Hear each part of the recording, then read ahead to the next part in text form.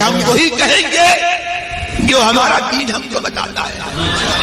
عمل کرو تو تمہارا بھلا ہے، نہیں کوئی عمل کرے تو نقصان ہمارا نہیں ہے، اسی کا نقصان. نحمده ونصلي ونسلم على رسوله الكريم أما بعد فأعوذ بالله من الشيطان الرجيم.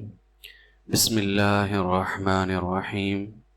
إن الله وملائكته يصلون على النبي يا أيها الذين آمنوا صلوا عليه وسلموا تسليما. اللهم صل على سيدنا ومولانا محمد وبارك وسلم صلاة وسلاما عليك يا رسول الله صلى الله تعالى عليك وسلم. السلام علیکم ورحمۃ اللہ تعالی وبرکاتہ. تجارت کرنے والے صحابہ کرام رضی اللہ عنہم کا ذکر خیر ہو رہا ہے.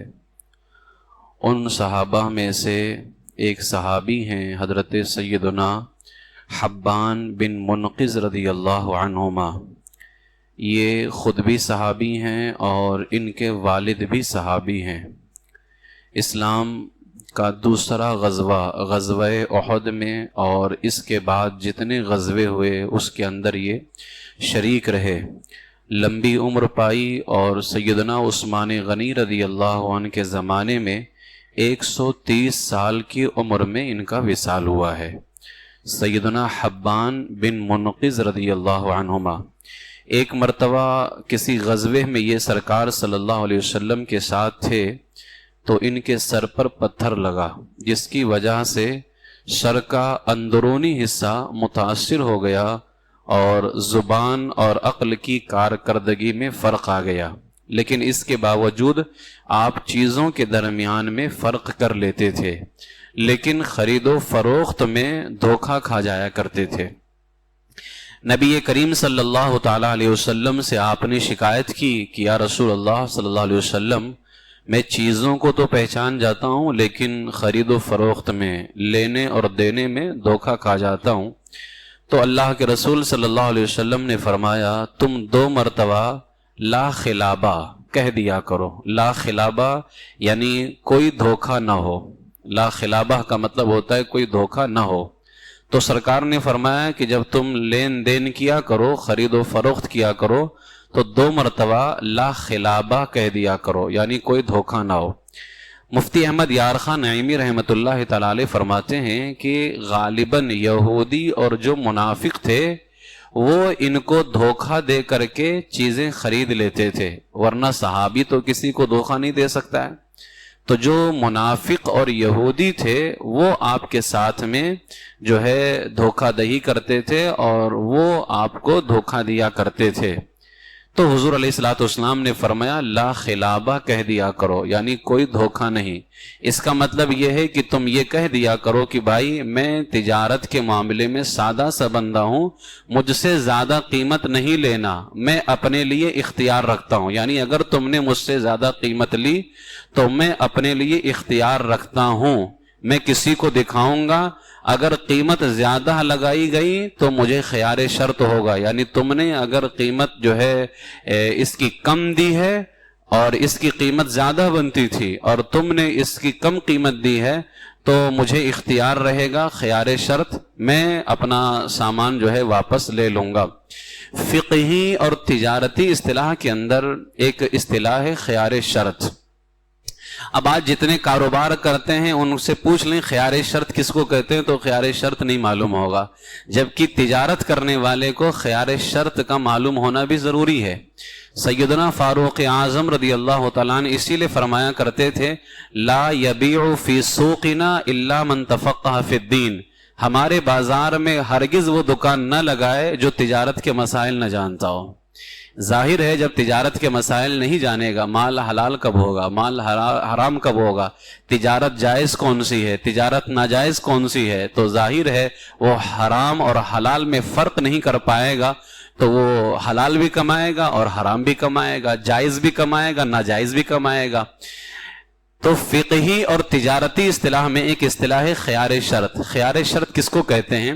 خیار شرط کہتے ہیں لینے اور دینے والے کو، یعنی بیچنے والے اور خریدنے والے کو کبھی کبھار فوراً قبول کرنے یا رد کرنے کی کیفیت نہیں ہوتی ہے. یعنی بیچنے والا اس کیفیت میں نہیں ہوتا ہے کہ بالکل ڈن کر دیا جائے، لینے والا اس کیفیت میں نہیں ہوتا ہے کہ بالکل ڈن کر دیا جائے، بلکہ دونوں کو کسی کی مشورے کی ضرورت ہوتی ہے. یعنی میں فلاں سامان تو لے رہا ہوں لیکن مجھے کسی سے مشورہ کرنا ہے. بسا اوقات لینے والا یہ سوچتا ہے یار میں کسی سے مشورہ کر لوں، کہیں اس کی قیمت مجھ سے زیادہ تو نہیں لی جا رہی ہے. بیچنے والا یہ سوچتا ہے کہیں مجھے اس کی قیمت کم تو نہیں دی جا رہی ہے، لہٰذا میں کسی ماہر سے مشورہ کر لوں، کسی بڑے سے مشورہ کر لوں کہ میں یہ سامان اتنے کا بیچ رہا ہوں، اتنے کا ہی ہے یا اس سے زیادہ کا ہے. یا اسی طرح لینے والے کو بھی کبھی کبھار جو ہے مشورے کی ضرورت ہوتی ہے. تو لینے اور دینے یعنی بیچنے والے اور خریدنے والے کو شریعت نے یہ اجازت دی ہے کہ وہ دونوں خیار شرط کر لیں. خیار شرط یعنی بھائی دیکھو میں سامان تو لے رہا ہوں لیکن اگر یہ سامان صحیح نہ ہوا یا اس سامان کی قیمت تم مجھ سے زیادہ لے رہے ہو لیکن اس کی قیمت کم ہے تو میں یہ سامان واپس کر دوں گا. یا اسی طرح بیچنے والا یہ اختیار رکھ دے کہ بھائی دیکھو یہ سامان تم مجھ سے اتنے کا لے رہے ہو لیکن اگر قیمت زیادہ ہوئی تو میں اپنا سامان واپس لے لوں گا. یعنی جو بے ہوئی ہے، جو عقد وہاں پر کیا گیا ہے لین دین، اس کو رد کرنے کا اختیار دونوں کو رہے گا. یہ خیار شرط کہلاتا ہے. اور خیار شرط کی مدت شریعت میں کتنی ہے؟ 3 دن ہے. زیادہ سے زیادہ 3 دن، اس سے کم ہو سکتی ہے، 3 دن سے زیادہ نہیں ہو سکتا. یعنی لینے اور دینے والے، بیچنے اور خریدنے والے کو 3 دن تک کے اختیار رہتا ہے کہ اس سامان کے بارے میں سوچ لیں، فکر کر لیں، غور کر لیں، کسی سے مشورہ کر لیں. 3 دن سے زیادہ کا اختیار نہیں ہوتا ہے. کوئی 1 دن کے لیے بھی کر سکتا ہے، 2 دن کے لیے بھی کر سکتا ہے، 3 دن کے لیے بھی کر سکتا ہے، لیکن 3 دن سے زیادہ نہیں کر سکتا ہے. اسی لیے سرکار نے اپنے اس صحابی کو فرمایا کہ تم کو ایسا لگ رہا ہے کہ وہ دھوکہ دے دیتے ہیں یہودی اور منافق، تو ان سے کہہ دیا کرو بھائی کوئی دھوکہ نہ ہو. یعنی اگر تم نے مجھ سے زیادہ قیمت اس کی بنتی تھی اور تم نے مجھے کم قیمت دے کر کے سامان لے لیا تو مجھے اختیار رہے گا کہ میں اپنا سامان واپس لے سکتا ہوں. یہ ہے تجارت کا ایک بہترین اصول جو شریعت مطہرہ میں بیان کیا گیا ہے.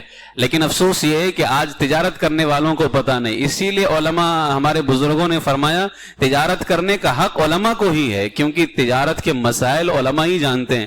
لیکن افسوس یہ ہے کہ علماء تجارت کریں تو ان سے بڑا مجرم کوئی نہیں ہوتا ہے اس زمانے کے اندر، جبکہ تجارت کے مسئلے انہیں کو معلوم. اور فاروق اعظم فرمایا کرتے تھے لا یبیع فی سوقنا الا من تفقہ فی الدین، ہمارے بازار میں وہ دکان ہی نہ لگائے. اب فاروق اعظم رضی اللہ تعالیٰ عنہ کے دور حکومت کے اندر تو ظاہر ہے بازار میں آپ ہی کی حکومت چلتی تھی.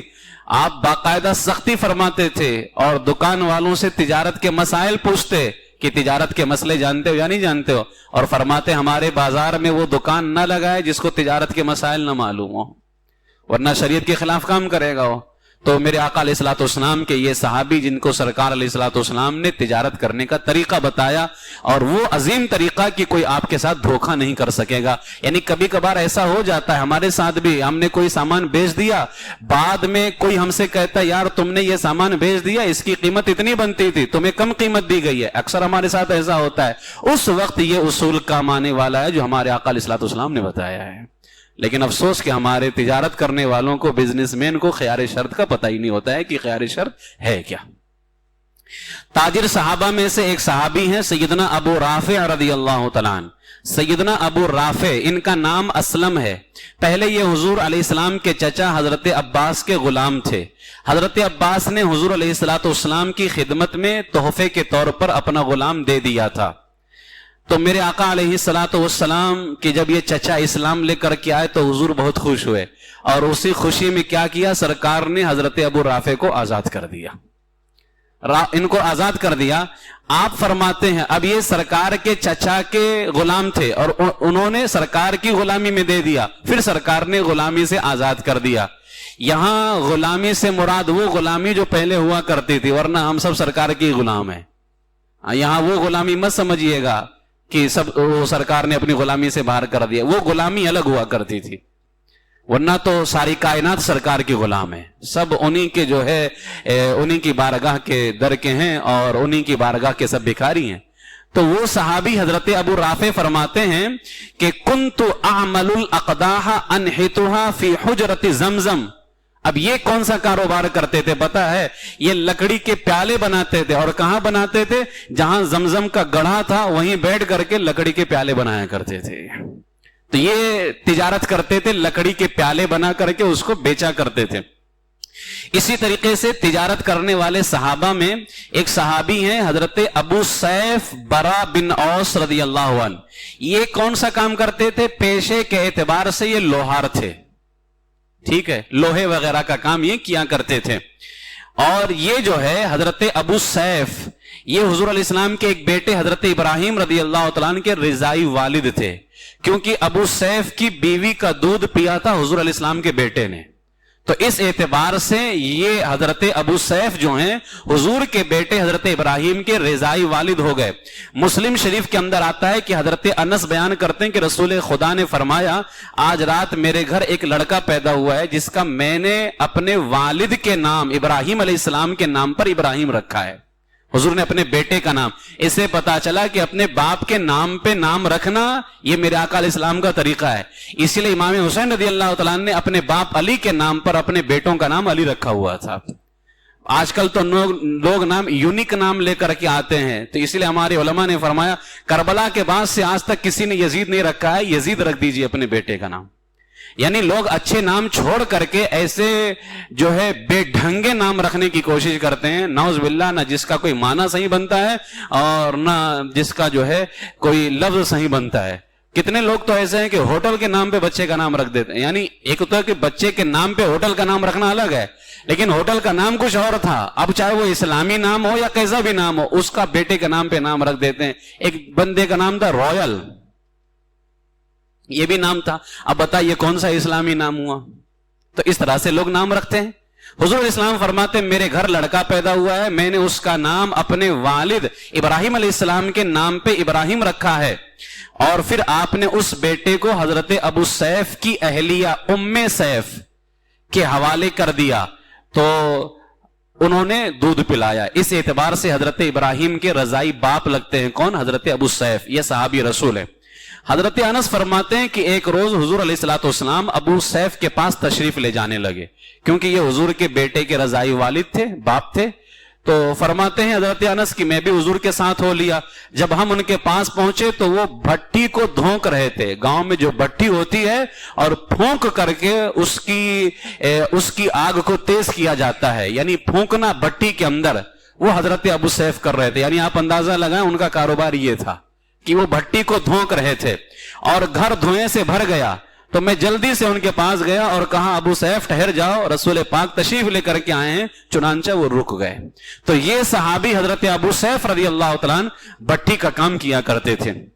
اسی طریقے سے تاجر صحابہ میں حضرت سیدنا حاتب بن ابی بلتعہ رضی اللہ تعالیٰ عنہ، یہ حاتب بن ابی بلتعہ جو ہیں ماہر تیر انداز، قریش قبیلے کے شاہ سواروں میں سے ایک تھے، یعنی بہت بڑے تیر انداز تھے۔ ان کا تیر چلایا ہوا کبھی خطا نہیں کرتا تھا، جب تیر مارتے تو دشمن پہ ہی لگا کرتا، اور بڑے شہ سوار تھے، گھوڑ سواری بڑی اچھی آیا کرتی تھی۔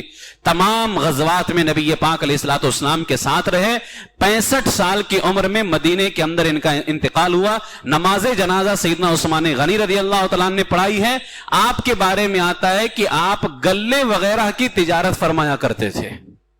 گلہ جو گندم، گیہوں، کھانے پینے کے جو سامان ہوتے، گیہوں، چاول، ان کی تجارت فرمایا کرتے تھے۔ اور وصال جب ان کا ہوا ہے تو 4000 اشرفیاں اور 4000 چاندی کے سکے، گھر، اور اس کے علاوہ بہت ساری چیزیں انہوں نے میراث کے اندر چھوڑی تھی۔ یعنی اتنے بڑے تاجر تھے، مالدار تھے یہ حضرت سیدنا حاتب بن ابی بلتعہ رضی اللہ تعالیٰ عنہ۔ یہ گندم، گیہوں وغیرہ کا کاروبار کیا کرتے تھے۔ اسی لیے تجارت کے اندر مفتی احمد یارخان نعیمی رحمت اللہ تعالی علیہ فرماتے ہیں تجارت آپ جو بھی کریں افضل ہے، لیکن تجارت میں سب سے افضل 3 کام ہیں۔ पहले नंबर पर गल्ला है, दूसरे नंबर पर कपड़ा है और तीसरे नंबर पर इत्र यानी खुशबू की तिजारत है। अगर आप करना चाहें तो या तो गल्ले का करें, या दूसरे नंबर पे कपड़े का है, या तीसरे नंबर पे खुशबू है। आप करना चाहें तो कुछ भी कर सकते हैं, लेकिन ये 3 काम जो हैं तिजारत के अंदर सबसे अहम गिनाए गए हैं। सैयदना फारूक आजम रदी अल्लाह तआला अन्हु बाजार से गुजर रहे थे। अब इनका गल्ले का था, उसके अंदर सारी चीजें रहा करती थी, जो है खाने पीने का, यानी चावल है, दाल है, गेहूं है, ड्राई फ्रूट भी रहा करते थे। ये सारी चीजें जो है हातिब बिन अबी बलताआ करते थे। फारूक आजम बाजार से गुजर रहे थे, हातिब बिन अबी बलताआ माल बेच रहे थे। उनके सामने किशमिश से भरी हुई 2 बोरियां रखी हुई थी। तो फारूक आजम रदी अल्लाह तआला अन्हु देख करके रुक गए, पूछा किशमिश कैसे बेच रहे हैं? तो जवाब मिला 1 दिरहम के 2 मुद। ये 2 मुद जो है एक पैमाना होता है, जैसे हमारे यहाँ एक वजन है ना, वैसे 2 मुद एक पैमाना है। उन्होंने फरमाया 1 चांदी के सिक्के के बदले 2 मुद। ये सुनकर के फारूक आजम ने फरमाया ताइफ की तरफ से किशमिश लेकर के एक तिजारती काफिला आया था। ताइफ के बाजार से एक तिजारती काफिला आया था किशमिश लेकर के। मैं उससे मिला, वो काफिला भी वही रेट बता रहा था जिस पर तुम बेच रहे हो, यानी तुम 1 दिरहम के बदले 2 मुद दे रहे हो। तो वो जो ताइफ के बाजार से आया था वो भी 1 दिरहम के बदले 2 मुद दे रहा है। अब या तो तुम अपना रेट बढ़ा दो या फिर अपनी किशमिश लेकर के घर लौट जाओ। अपना रेट बढ़ाओ या अपनी किशमिश लेकर के घर लौट जाओ और जैसे चाहो बेचो। जब हजरत उमर रदी अल्लाह तआला अन्हु घर लौटे तो अपनी बात के बारे में सोचा, फिर दोबारा हजरत हातिब के घर तशरीफ लेकर के गए। वही जिनको कहा था या तो अपना रेट बढ़ा दो या तो अपना सामान लेकर के घर जाओ। हजरत हातिब के घर गए और उनसे फरमाया मैंने जो कुछ भी तुमसे कहा वो कोई ना तो हुक्म है ना फैसला है, यानी मेरा कोई ऑर्डर नहीं है, वो ना मेरा कोई फैसला है। वो एक ऐसी बात थी जिसे मैंने अपने शहर वालों के फायदे के लिए कहा था। यानी ताइफ के बाजार से आने वाला भी वही रेट में दे रहा है जिस रेट में तुम दे रहे हो। तो जाहिर सी बात है तुम मदीने के ताजिर हो, वो ताइफ का ताजिर है, तो या तो तुम अपना रेट बढ़ा लो और अपना फायदा करो या तो घर जाकर के बैठ जाओ। कहने का मतलब ये था। तो फारूक आजम फरमाते वो तो मैंने अपने शहर वालों के फायदे के लिए कहा था, बाकी तुम जहां चाहो जैसे चाहो वैसे बेच सकते हो। वरना ये मैंने फायदे के लिए कहा था कि भाई ताइफ के बाजार से आने वाला भी 1 दिरहम के बदले 2 मुद किशमिश दे रहा है, तुम भी 1 दिरहम के बदले 2 मुद किशमिश दे रहे हो, तो तुम्हारा फायदा क्या हुआ? तो तुम्हारा फायदा ये होगा कि तुम या तो अपना रेट बढ़ा दो या तो कहीं और ले जाकर के बेचो। ये सैयदना फारूक आजम रदी अल्लाह तआला ने फायदे के एतबार से एक सहाबी रसूल को जो है तिजारत के उसूल बताए। अब आप अपना सामान आप जितना बढ़ा करके चाहे बेचें, लेने वाले पे डिपेंड करता है कि वो लेता है या नहीं लेता है, लेकिन आपका अपना सामान है, आपने 1 रुपये का खरीदा है। लेकिन इसके अंदर एक चीज ये याद रख लें कि आपने 10 रुपये का सामान खरीदा है, आप चाहें तो उसको 10,000 का बेचें, आपका सामान है, लेने वाले पे डिपेंड करता है कि वो ले या ना ले। लेकिन 10 रुपये का सामान जब बढ़ा करके बेचेंगे, आपको ये याद रखना है, आपको ये नहीं कहना है कि मैंने इतने में खरीदा है। यानी फॉर एग्जाम्पल 10 रुपये का सामान 50 रुपए में बेच रहे हैं, आप ये नहीं कह सकते मैंने 50 रुपये का खरीदा है, तब तो ये झूठ है और कारोबार के अंदर झूठ हराम है। आज लोग यही कहते हैं मुझको इतने में ये आता है, इतने में आता है तो झूठ हो गया ना, आपने तो 10 का लिया है। आपको अपना सामान 50 का बेचने का हक है, 50 का बेचें, 10,000 का बेचें, जितना बढ़ा करके चाहे बेचें, वो तो लेने वाला लेगा, नहीं लेना रहा तो नहीं लेगा, वो तो उसके ऊपर डिपेंड करता है। लेकिन आप ये ना कहें कि मैंने इतने में खरीदा है या मुझको इतने में आता है, बल्कि उलमा ने फरमाया ये कहें कि मुझे इतने में पड़ा है। पड़ा क्या होता है? जब इंसान कोई सामान लेने जाता है ना, मिसाल के तौर पर आप किसी मार्केट के अंदर गए, ठीक, आपने 10 रुपये का कोई सामान खरीदा, जाने आने का खर्चा अलग, आपने वहां मेहनत की, जाहिर सी बात है वहां रहेंगे, कुछ खाएंगे पिएंगे, ये सारे खर्चे। जब आप बोलेंगे मुझे इतने में पड़ा है, उसमें आपकी मेहनत, आपका खर्चा सब शामिल हो जाएगा। लेकिन जब आप कहेंगे मैंने इतने में खरीदा है, तो खरीदने में आपकी मेहनत, आपका खर्चा शामिल नहीं होगा। इसीलिए उलमा ने फरमाया तिजारत का ये उसूल कि जब आप अपने माल का दाम बढ़ा करके बेचें, जिसमें खरीदा है उससे बढ़ा करके बेचें, आपको इजाजत है, लेकिन आप ये ना कहें कि मैंने इतने में खरीदा है, बल्कि आप ये कहें मुझे इतने में पड़ा है। پڑا الگ ہوتا ہے، خریدا الگ ہوتا ہے. اگر آپ کہہ دیں گے کہ میں نے خریدا ہے تب آپ کو اتنے میں بیچنا ہوگا جتنے میں خریدا ہے. 1 روپیہ بھی بڑھا کر کے دیں گے تو وہ آپ کے لیے ناجائز ہوگا کیونکہ جھوٹ بول کر کے کمایا. لیکن جب آپ یہ کہیں گے مجھے یہ سامان اتنے میں پڑا ہے، اتنے کا پڑتا ہے، تب وہ آپ کے لیے جائز ہوگا کیونکہ اس میں آپ نے اپنی محنت، اپنے اخراجات سب شامل کر دیا ہے. ٹھیک ہے، یہ شریعت مطہرہ کا اصول ہے. تجارت کرنے والے صحابہ میں ایک صحابی ہیں سیدنا عبداللہ بن ہشام رضی اللہ تعالیٰ.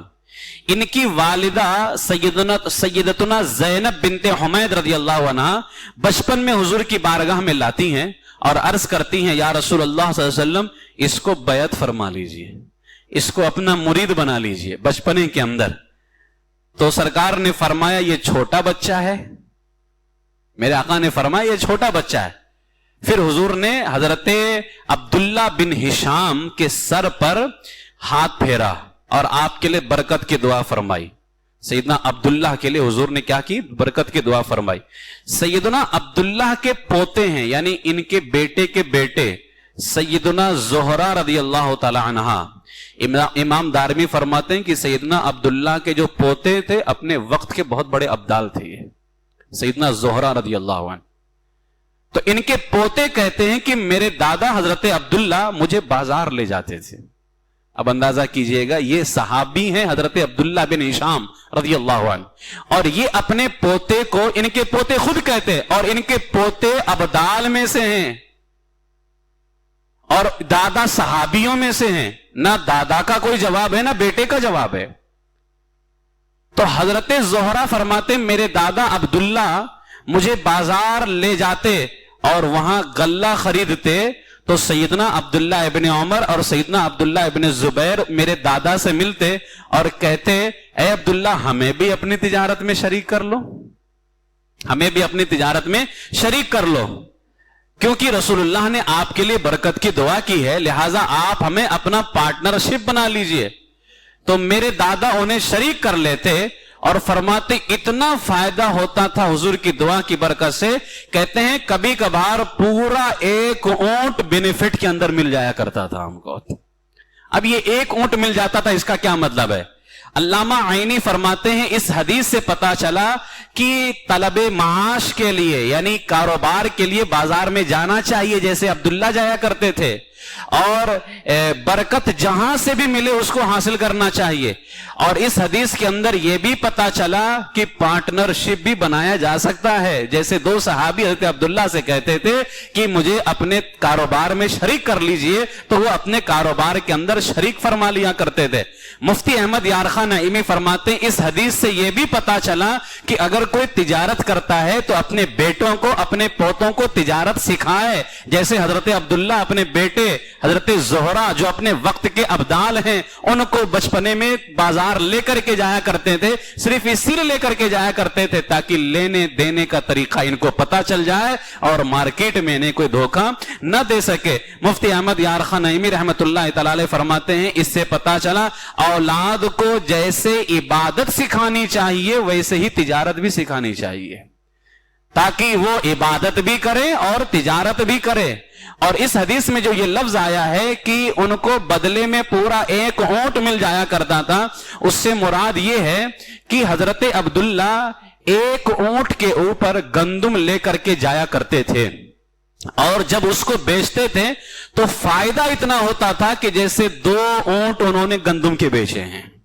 یعنی 1 اونٹ کا فائدہ، یعنی 1 اونٹ جتنے کا آتا تھا وہ تو اتنا پیسہ مل ہی جاتا تھا، لیکن یوں محسوس ہوتا تھا فائدہ اتنا ہوتا تھا کہ جیسے 2 اونٹ انہوں نے گندم کے بیچ دی. یعنی 2 اونٹ جو گندم کے جو بھرے بھرے اونٹ ہوتے ہیں لاد دیا جائے تو اس قدر وہ ان کو فائدہ ہوتا تھا کاروبار کے اندر اور تجارت کے اندر.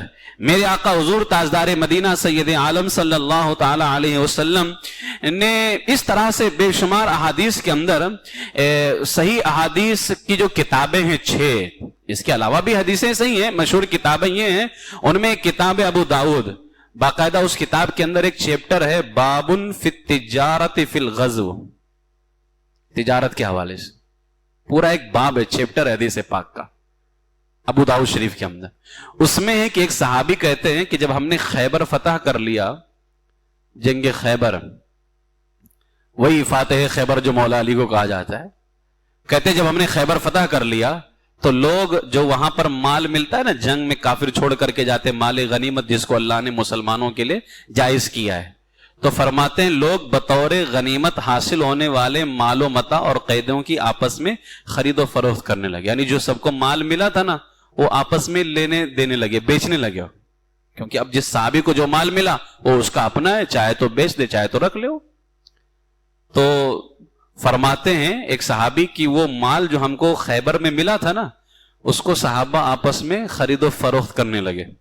رسول پاک جب نماز سے فارغ ہوئے تو ایک شخص نے آ کر کے عرض کی، یا رسول اللہ صلی اللہ علیہ وسلم آج مجھے اتنا نفع ملا ہے، اتنا نفع ملا ہے، یعنی میں نے تو مال غنیمت پایا تھا، پھر میں نے جب اس کو بیچا نا تو مجھے اتنا نفع ملا ہے کہ اس وادی میں پھیلے ہوئے لوگوں میں سے، یعنی جتنے لوگ یہاں پر ہیں کسی کو اتنا فائدہ نہیں ہوا ہے، سب سے زیادہ فائدہ مجھے ہوا ہے.